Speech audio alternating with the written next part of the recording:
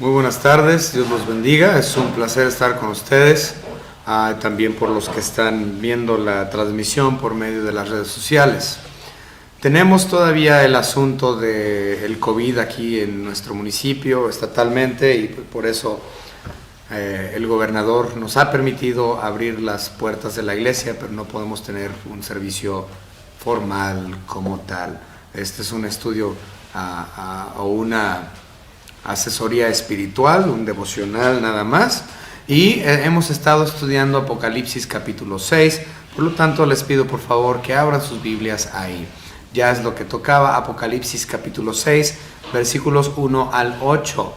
El tema, como van a ver ahorita rápidamente, es uno de los más conocidos de la Biblia, o bueno, no entendidos, pero mucha gente lo conoce. Es los 4 jinetes del Apocalipsis, los infames 4 jinetes del Apocalipsis. Entonces vamos a ver esto. Eso también tiene que ver con los primeros 4 de los 7 sellos. Si ustedes recuerdan, la semana pasada nosotros estudiamos el capítulo 5, y en el capítulo 5 de Apocalipsis habíamos visto acerca de este libro o pergamino o rollo, como quieran llamarlo, que estaba escrito por delante y por detrás y con 7 sellos. Ya hablamos mucho de este tema. Ahora, en cuestión a los 7 sellos, recuerden por favor que habíamos visto que con la apertura de cada sello, aquí en la tierra surge una tragedia o algo feo llega a ocurrir con la apertura, eso desenvuelven cosas horribles con la apertura de cada uno de estos sellos. Ahora, la iglesia para este punto ya no está aquí. Esto ya lo habíamos visto desde Apocalipsis capítulo 4. Sabemos que la iglesia no va a estar aquí porque está representada la iglesia por los 24 ancianos, los cuales ya están en el cielo. Recuerden esto, que habíamos hablado del cambio de escenario. Entonces, capítulos 4 y 5, el escenario es celestial. Todo lo que está aconteciendo en los capítulos 4 y 5 suceden en el cielo. Los capítulos 6, a partir del capítulo 6 hasta el capítulo 19, del 6 al 19, el escenario vuelve a cambiar y ahora el escenario es terrenal. Esta sección, empezando con lo que vamos a ver aquí, con la apertura del primer sello, es lo que a todo mundo le asusta en cuestión al Apocalipsis. Eso es los 7 años de tribulación. Los 7 años de tribulación aquí en este mundo comienzan en Apocalipsis 6 y culminan en Apocalipsis 19.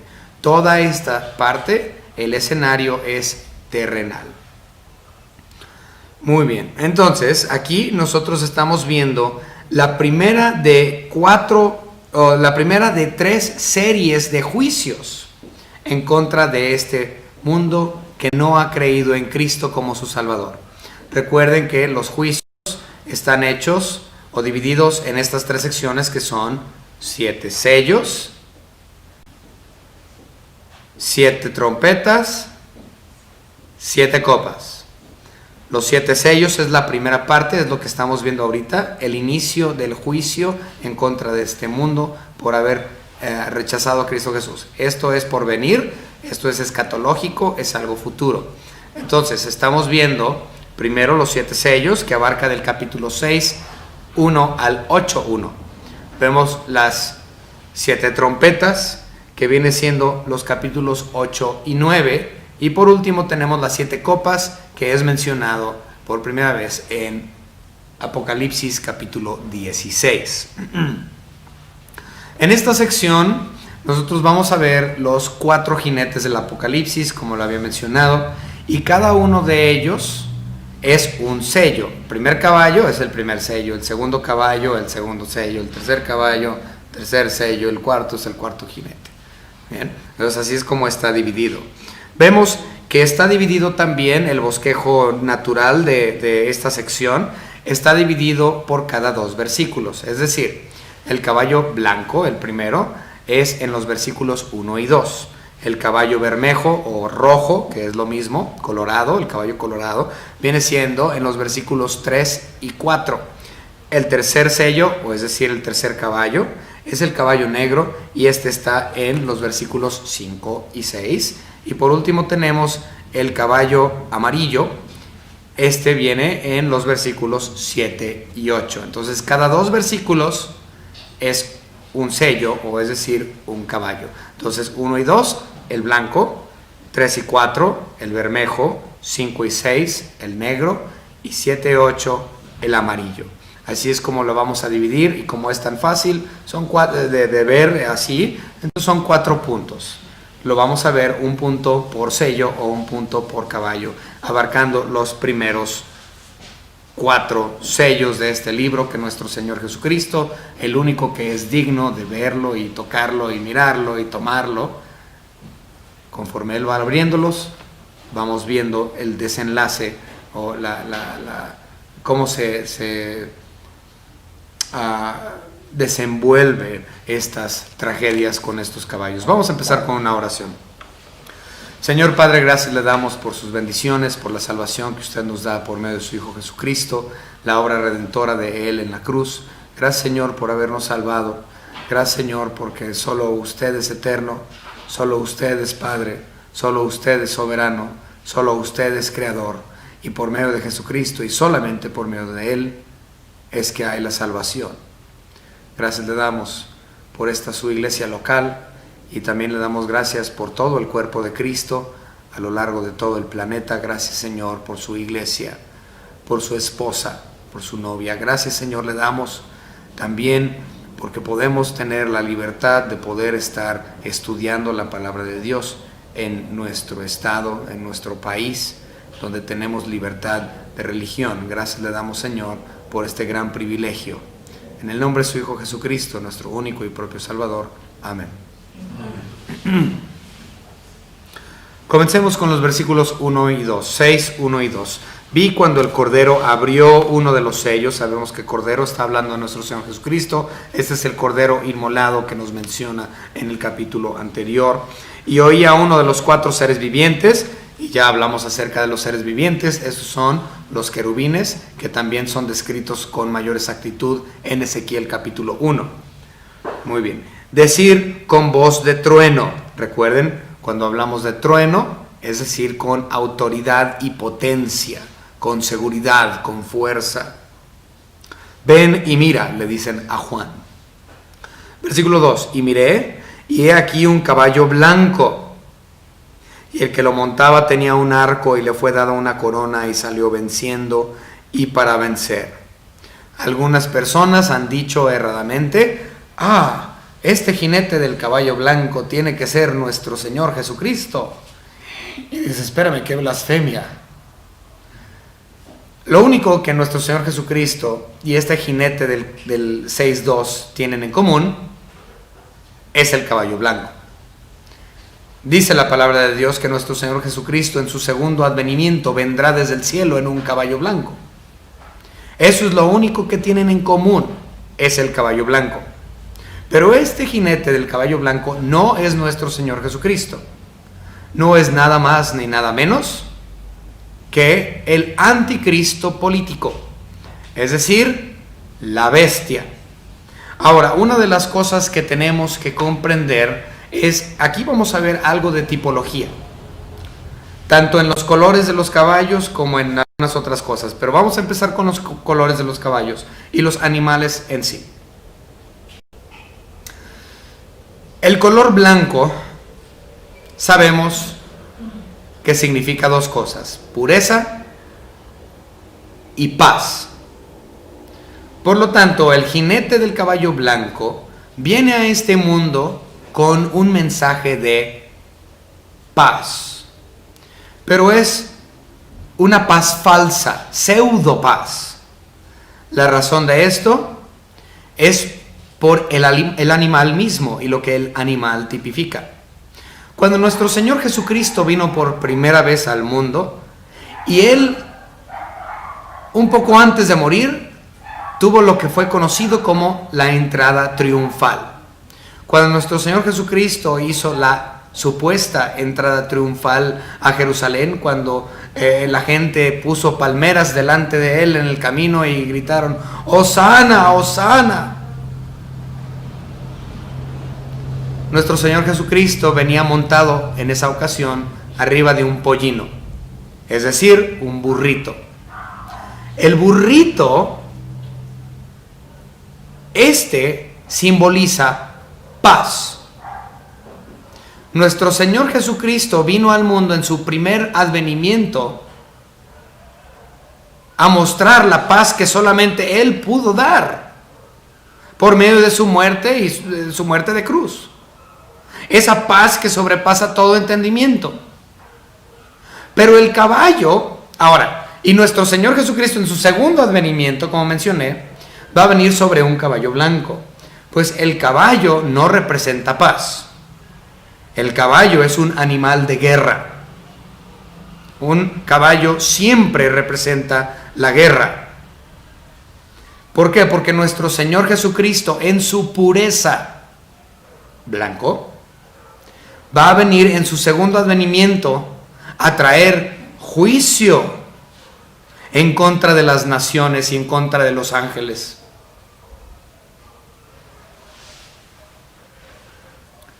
Por lo tanto, este anticristo, el político, está montado sobre un caballo, un animal de guerra, pero de color blanco, mostrando una paz falsa.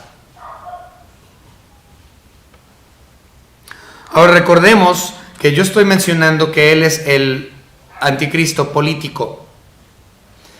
Ahora, les voy a decir, muchas personas no estarían de acuerdo con lo que estoy a punto de decirles, y está bien, pero lo vamos a ver diferente. Muchos pastores no creen que solamente es un anticristo. La bestia, el 666, un solo anticristo es lo que mencionan. Muy pocos pastores y predicadores mencionan que son dos anticristos. Tenemos que empezar con la palabra anti. La palabra anti en realidad tiene dos significados. El primer significado de la palabra anti es en contra de. El segundo significado o definición de la palabra es en lugar de. Entonces la palabra anti significa en contra de y en lugar de. Otra vez, en contra de y en lugar de. Vamos a ver que en la Biblia nos dice en Apocalipsis que hay dos anticristos, dos bestias. Uno que está en contra de Cristo Jesús y otro que finge ser el Mesías, es decir, en contra de. El político está desde un inicio en contra de nuestro Señor Jesucristo y su palabra. Pero el segundo está haciendo o va a jugar el papel de estar en lugar de Cristo Jesús. Va a tomar su lugar. Este segundo, el que toma su lugar, en la Biblia también es conocida como el falso profeta. El falso profeta. Entonces vamos a ver. Si vamos rápidamente a Apocalipsis capítulo 13 y versículo 1, vamos a leer de la primera bestia, es decir, el anticristo político. Dice, versículo 1, 13:1, me paré sobre la arena del mar y vi subir del mar una bestia que tenía 7 cabezas y 10 cuernos, y en sus cuernos 10 diademas, y sobre sus cabezas un nombre blasfemo. Todo eso hasta el versículo 10 está hablando de la bestia o el anticristo político. Pero si nosotros llegamos al versículo 11 del capítulo 13:11, aquí vemos el segundo anticristo. Observen el versículo 11, 13:11. Después vi otra bestia, no es la primera, es otra, es una segunda, que subía de la tierra. La tierra ahí habla de Jerusalén, está hablando de Tierra Santa. Ahora, siendo Jerusalén de donde vino, de Israel, de donde vino nuestro Señor Jesucristo, y siendo de Israel, Este es el que está tomando el lugar de Cristo Jesús. Entonces el primero, el que comienza en 13:1 al 10, es el político. Este segundo, la otra bestia, es el que toma el lugar de nuestro Señor Jesucristo, siendo él hebreo. Dice ahí, tenía 2 cuernos semejante a los de un cordero. ¿Y qué es nuestro Señor Jesucristo? El cordero inmolado.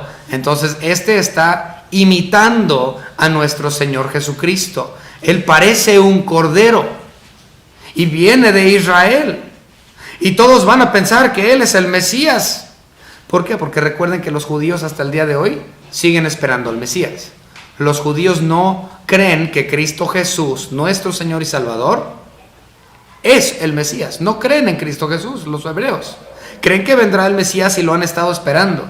Y un día se va a presentar delante de ellos este falso, y siendo él israelita, hebreo, con apariencia de cordero, van a decir, ese es el Mesías, y le van a aceptar. Entonces tenemos a la bestia, la primera, y tenemos a la bestia, la segunda. La primera viene del mar, es decir, de los países gentiles.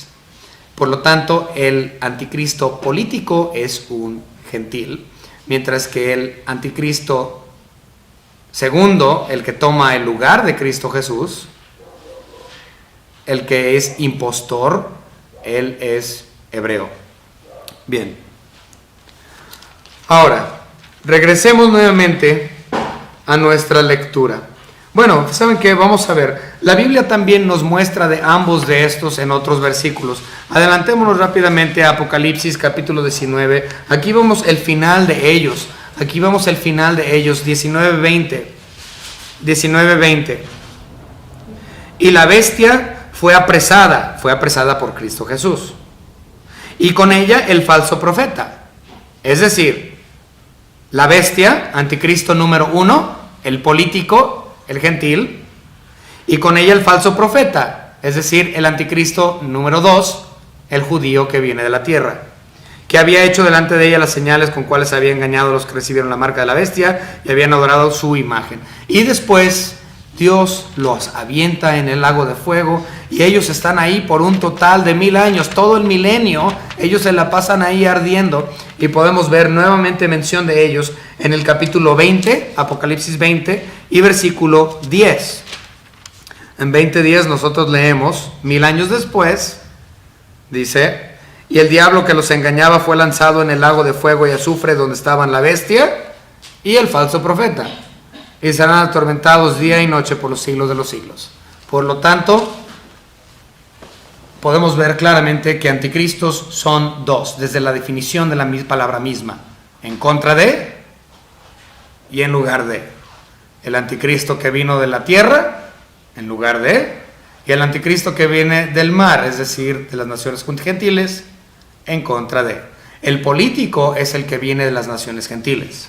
Entonces, de ese anticristo, del político, es del cual habla Apocalipsis capítulo 6, versículo 1 y 2. Este es el anticristo. Muy bien, continuamos.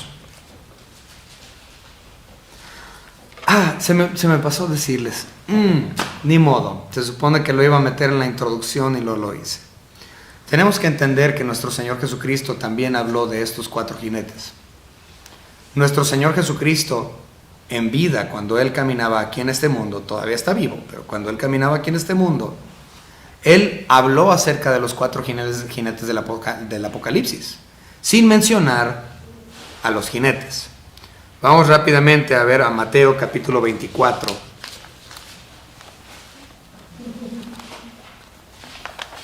Y vamos a comenzar a leer en el versículo 6, 24, 6 al 8. Pongan atención aquí. Y oiréis de guerras y rumores de guerras. Es decir, tiempo futuro. Lo que Cristo estaba hablando aquí es escatológico, cosas del porvenir. No os turbéis, porque es necesario que todo esto acontezca, pero aún no es el fin. Porque se levantará nación contra nación y reino contra reino. y habrá pestes y hambres y terremotos en diferentes lugares, y todo esto será principio de dolores. Mucha gente leería eso y dice, eso no tiene nada que ver con los 4 jinetes del Apocalipsis. Pero esto tiene todo que ver con los 4 jinetes del Apocalipsis, y ahorita lo vamos a explicar conforme avancemos. ¿Okay? Muy bien. Entonces, este primer jinete, que ya vimos que es el anticristo político, dice Apocalipsis capítulo 6, 2, que le fue dada una corona. A él se le dio una corona, es decir, se le dio el poder de ser rey, el poder de ser el mero mero, el poder de tener libertad política, para él hacer lo que él quisiera con la humanidad. Se le dio esta corona y salió venciendo y para vencer. Pero si ustedes recuerden, él salió venciendo en un caballo de color blanco. Él vino para traer una falsa paz. No existe al inicio de su carrera política, no existe o no va a existir una guerra abierta al inicio de la carrera. Algunos años más tarde habrá una guerra abierta, pero al inicio no es una guerra abierta, es completamente político, y el mensaje que él trae es paz. Paz, yo soy el político, yo voy a traer paz al mundo. ¿Y qué hacen los políticos? Ellos hacen eso. Yo voy a traer dinero al pueblo mexicano, yo voy a traer alimentos, ya no va a haber gente pobre, vamos a traer paz a este conflicto bélico que hay, vamos a traer paz a nuestro país. ¿A poco no hacen eso los políticos? Promesas de paz, promesas de dinero, promesas de bienestar, promesas de unidad, todo esto. Y eso es lo que está pasando, o eso es lo que va a ofrecer este político. Él dice paz. Él no vino a traer guerra, se supone. Él vino, se supone, a traer paz. Pero vamos rápidamente a 1 Tesalonicenses capítulo 5 y versículo 3. Fíjense lo que dijo Pablo, 1 Tesalonicenses 5:3.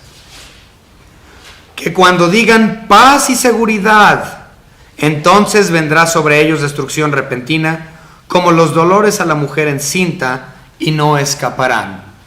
Pablo aquí está hablando precisamente de las cosas futuras. Pablo está aquí en 1 Tesalonicenses 5 hablando de cuestiones escatológicas, y él les está diciendo que van a venir y a decir paz y seguridad. Y eso va a dar inicio a la carrera política del anticristo, la bestia. La gente va a votar por él, y él va a entrar con esa corona, con una paz falsa. Viene para vencer. Entonces habla de él va a tomar posesión de todo, y él automáticamente pondrá, como menciona nuestro Señor Jesucristo en Mateo 24, 6 al 8, nación contra nación. ¿Ya están viendo? Mateo 24, llega el anticristo, y eventualmente, después de que se vota a favor de su falsa propuesta de paz, él trae nación contra nación. Muy bien, vamos a continuar. El segundo sello.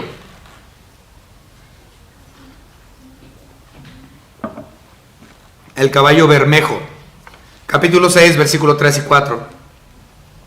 Cuando abrió el segundo sello, oí al segundo ser viviente que decía: ven y mira. Y salió otro caballo bermejo, y al que lo montaba le fue dado poder de quitar la tierra la paz, y que se matasen unos a otros, y se le dio una gran espada. Otra vez, vamos a ver el simbolismo aquí. Caballo habla de guerra.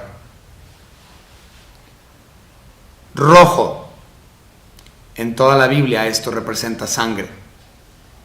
Desde Génesis hasta Apocalipsis, el color rojo tipifica sangre. Entonces, guerra y sangre, y se le da una espada grande. instrumento de guerra. Y Él va a venir y Él va a hacer gran destrucción por medio de una guerra abierta. La guerra abierta no comienza con el inicio de la tribulación. La tribulación va a comenzar con una paz falsa. Muchas personas creen que los 7 años de tribulación, los 7 años van a ser terribles, pero no es así. Los primeros años, lo más seguro es que la mitad va a ser un tiempo de paz. Pero eventualmente se pondrá nación contra nación y habrá una guerra abierta a nivel mundial. Ahora, no sabemos la identidad de los otros 3 jinetes. Solamente conocemos la identidad del primero. Los otros 3 jinetes desconocemos su identidad. Pero para este segundo hay algunas ideas. Creo que todas son erradas y creo que todas son especulativas. Pero unos piensan que el segundo jinete posiblemente sea los Estados Unidos. Y van a hacer guerra en contra, guerra abierta, guerra mundial. Otros dicen, no es Estados Unidos.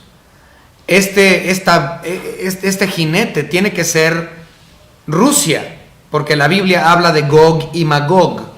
Entonces unos dicen, Estados Unidos, ese es el segundo caballo, el segundo sello, que se ponen en guerra nuclear con todos. Van a matar a todo mundo. Y otros dicen, no, es Gog y Magog, Rusia. Ellos son el segundo sello. Ellos son los que van a dar una apertura a esta guerra mundial que habrá. Pero la realidad es que es totalmente especulativo. No sabemos la identidad de los otros 3 jinetes. Pero yo tengo una postura algo interesante y tiene que ver con el libro de Daniel.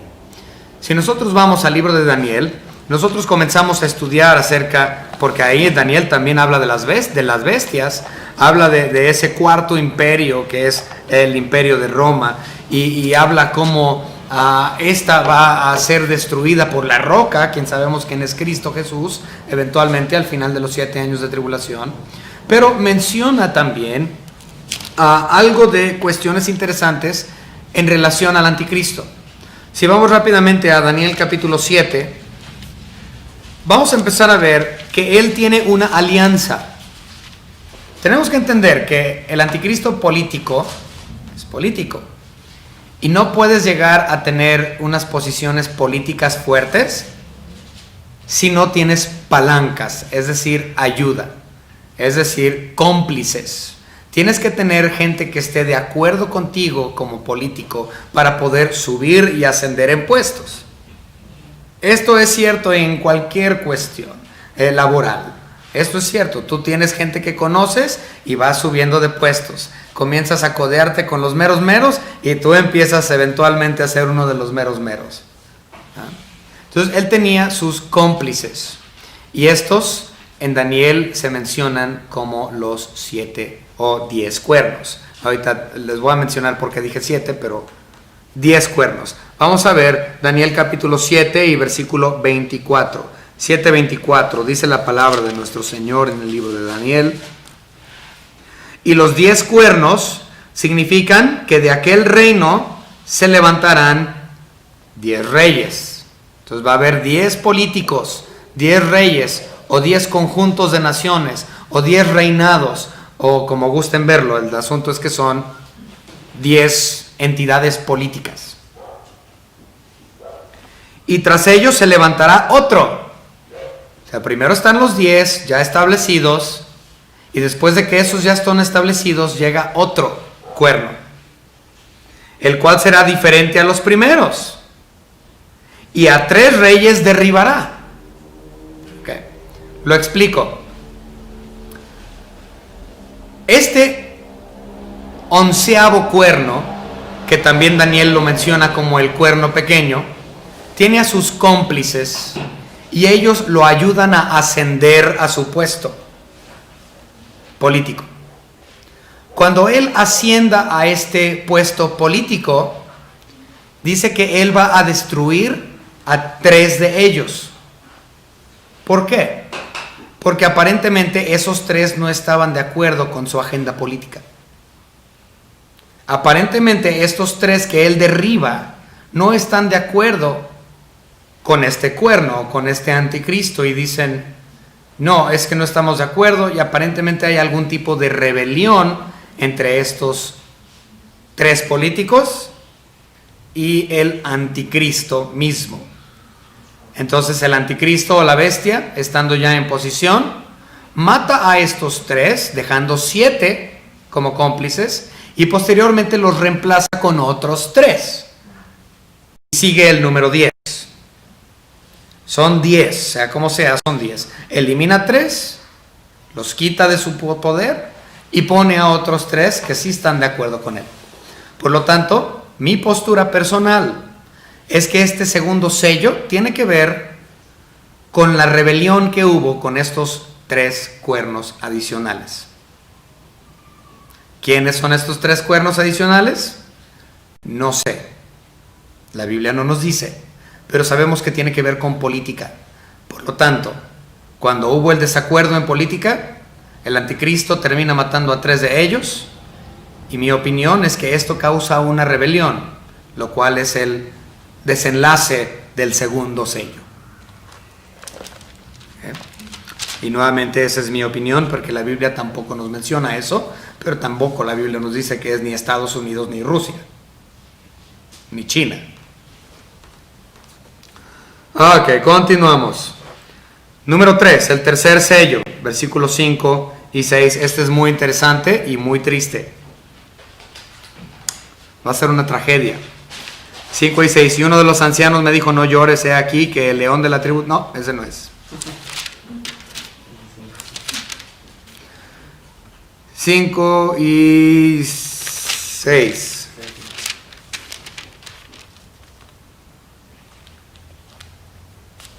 ¿Qué está pasando? Cuando abrió el tercer sello y oí el tercer ser viviente que decía, ven y mira. Y miré aquí un caballo negro, y el que lo montaba tenía una balanza en la mano. Y oí una voz de en medio de los 4 seres vivientes que decía, 2 libras de trigo por un denario y 6 libras de cebada por un denario, pero no dañes el aceite ni el vino. A mucha gente se les haría algo difícil entender esto, pero ahí les va, no es tan difícil. En primer lugar, este tercer caballo, hablando de tipología, es de color negro. El color negro siempre está representando el hambre. ¿Y qué dijo nuestro Señor Jesucristo en Mateo capítulo 24, versículos 6 al 8? Él dijo, y tendrán no solo nación contra nación, ni rumores de guerra, dice, sino que habrá también hambre. Y nuevamente el color negro en las Escrituras representa hambre. Vamos a ver Lamentaciones capítulo 5.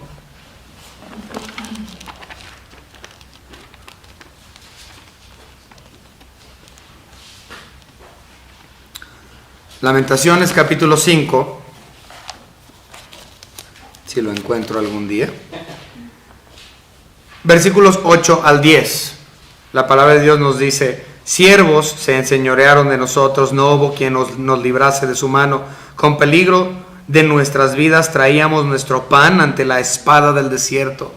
Nuestra piel se ennegreció como un horno a causa del ardor del hambre. Entonces el color negro representa hambruna en la Biblia. Esto, el tercer sello, tiene que ver sobre la carencia económica y la falta de alimentos que habrá. Esto es a causa de la guerra abierta. Recuerden que cuando hay guerras, el comercio termina. La producción de alimentos y casi todo lo que hay lo enfocan en la guerra. Todo el dinero lo meten en la causa bélica que se está llevando a cabo. Entonces, a causa de las guerras, a causa de lo militar, a causa del cierre de todo lo que es rutas de comercio y posiblemente por cuestión de aire y por mar y de todo tipo, se cancela toda ruta de comercio, trayendo hambre al pueblo. De lo que está hablando aquí, Dice, primero empezamos con el asunto del denario. Ahí menciona un denario. Un denario tiene que ver, es una moneda romana de plata, y esta equivalía al pago de un día de trabajo. A mucha gente les pagan por día, que 250 pesos al día, 300 pesos al día, 500 pesos al día, no sé. Entonces hay un acuerdo con cuánto gana cada persona diariamente. En este caso, el trabajador promedio romano ganaba un denario por día de trabajo. Y también menciona ahí, quiero que vean, menciona lo del trigo. ¿De dónde viene? 2 libras de trigo, ok. Las 2 libras de trigo representa el consumo de un individuo en promedio por día.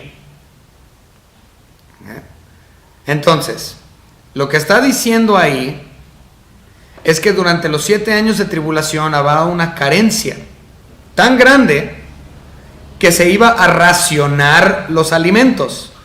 Por eso a esta tercera bestia, tercer jinete, se le da una balanza. Se le da una balanza, ¿por qué? Porque tenían que racionar tanto de esto por tanto de esto. Estaba racionado. Tú me das un denario, lo del trabajo de un día, y yo te doy tu alimento de un día. Es decir, que va a haber una carencia tan grande que un padre de familia no va a poder suplir las necesidades de su hogar. Vamos a suponer que él tiene 6 hijos y su esposa. Una familia grande. 6 hijos y su esposa. 7. Más él, 8.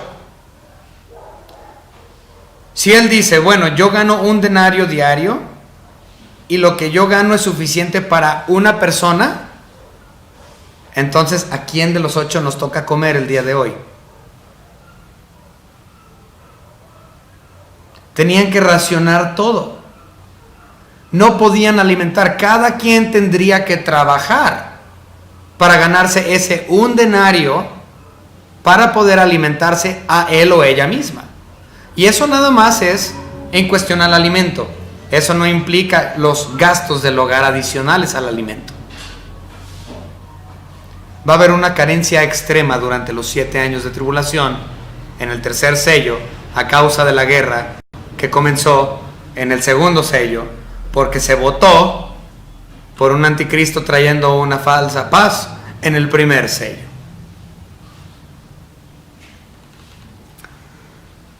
Por último, el caballo no, aceite y vino. Se me pasó. El aceite y el vino. Ok, estas son comodidades muy importantes que se dice, pero no toques el aceite y el vino. Es decir, que había una protección muy importante sobre estos artículos. La razón de esto es porque estas conveniencias son lujos importantes. Uno de estos es el aceite. Se necesitaba para varias cosas. Se necesita para cocinar, obviamente. Pero muchos eruditos más actuales piensan que no habrá luz eléctrica a causa de cuestiones de guerra. Y sabemos que en el Medio Oriente el aceite de olivo es también utilizado para las lámparas, para traer luz a un mundo oscuro. Entonces, ciertamente ver en la noche es un lujo muy importante de tener. Por lo tanto, tienen cuidado de estas artículos. El vino. Aquí, la palabra vino, obviamente muchas personas pueden pensar, y si es cierto también, pueden verlo desde el punto de vista de, va a haber borrachos, va a haber alcoholizados durante los 7 años de tribulación y va a ser horrible. Sí es cierto. Habrá una abundancia de vino y los alcohólicos estarán a todo lo que dan durante esos años. Van a querer apagar el dolor que están sintiendo. Ellos van a estar en un mundo lleno de dolor por 7 años. Va a ser una cosa horrible. Y lo único que ellos quieren es escapar de su realidad. El alcohol va a ser un problema muy grande durante los 7 años de tribulación.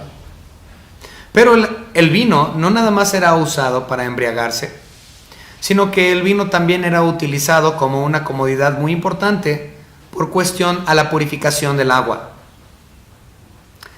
Por su bajo contenido en alcohol o alto, dependiendo, ellos pueden utilizarlo y mezclarlo con agua para purificar esta agua y poder consumirla y de esa forma no enfermarse de cuestiones estomacales.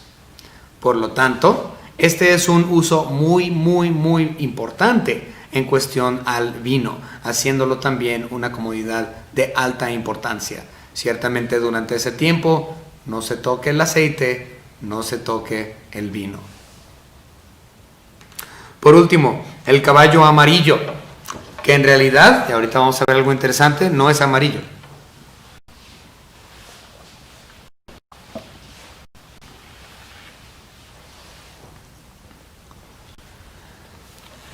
En el griego original no se usa el color amarillo. Se usa en griego el color cloro, de donde viene nuestra palabra clorofila, es decir, verde. Entonces, el cuarto caballo no es un caballo amarillo, sino es un caballo de color verde tenue, es decir, el color de un cadáver. Si usted ha visto un cadáver de algo de días, se ven verdosos grisáceos. Este es el color que se está mencionando aquí. Entonces vamos a ver este cuarto caballo, versículos 7 y 8. Y oí una voz de en medio de los 4 seres vivientes que decía 2 libras por trigo. 7 y 8. Cuando abrió el cuarto sello, oí la voz del cuarto ser viviente que decía, ven y mira, y miré, y aquí un caballo amarillo, cloro, y el que lo montaba tenía por nombre Muerte. ¿Por qué? Porque es el color específicamente de un cadáver. Y el Hades le seguía y le fue dada potestad sobre la cuarta parte de la tierra para matar con espada, con hambre, con mortandad y con las fieras de la tierra. Es decir, muerte rampante. Pero mucho de esto tiene que ver con el hecho de las pestes. ¿Okay? Nuestro Señor Jesucristo representa al caballo amarillo con lo que Él dijo en Mateo 24, 6 al 8, donde dice, habrá nación contra nación, guerras y rumores de guerras, habrá hambre y habrá pestes. Entonces, en lo que nuestro Señor Jesucristo dijo, podemos ver claramente esto. Y también dice terremotos. Y los terremotos que menciona nuestro Señor Jesucristo en Mateo 24, 6 al 8, en realidad está hablando de él, no solamente el cuarto sello, sino del sexto también, que es literalmente un terremoto, y esto lo veremos también a futuro. Muy bien, la palabra griega es cloros, perdón, yo dije cloros, de la palabra clorofila. Y lo que podemos ver aquí en la Biblia, en Apocalipsis 6, es que nos menciona que una cuarta parte de la humanidad será muerta. Esto significa un impacto del 25% de toda la población mundial quedará eliminada a causa de estas pestes y hambres, y habrá cadáveres por todas partes. El 25% de la población mundial. No sé cuánto es el porcentaje de la población mundial que se ha llevado el COVID, pero yo les garantizo que es menos del 1%. Estoy seguro. Y ni siquiera lo he investigado y me siento muy seguro al decirlo. Esto está al 25% de la población humana. Dios ciertamente inicia su juicio durante los 7 años de tribulación de una forma tremenda. Hay guerra, hay un anticristo con paz falsa que trajo la guerra. La guerra trajo un hambre tremenda y a causa de lo que tienen que hacer para sobrevivir, llegan a estar muertos por la guerra y por tragedias y por animales y todo, y un 25% de la humanidad fallece. Cadáveres por todas las calles de nuestro planeta Tierra. Y dijo nuestro Señor Jesucristo en Mateo capítulo 24, versículo 8, esto es principio de dolores. Eso es el inicio de los 7 años de la tribulación. Y con el cuarto sello ya vemos el 25% del país, del planeta erradicado. Posteriormente veremos en el quinto, sexto, séptimo sello y las trompetas y las copas, básicamente la erradicación de la raza humana, de los que no habían creído en Cristo como su Salvador y no tienen el sello de Dios. Esta es la razón por la cual nosotros predicamos el Evangelio, para que nuestros amigos, y abuelos y abuelas y tíos y tías y la gente que nos rodea, que amamos, tiempo.